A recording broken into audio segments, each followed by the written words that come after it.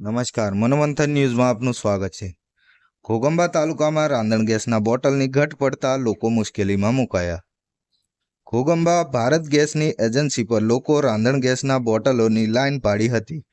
સવારના 8 વાગ્યાથી લોકો આવીને બેઠા છે એવું જાણવા મળેલ છે। દરરોજ ગાડી આવે છે અને માત્ર 1 કલાકમાં બોટલો પૂરા થઈ જાય છે।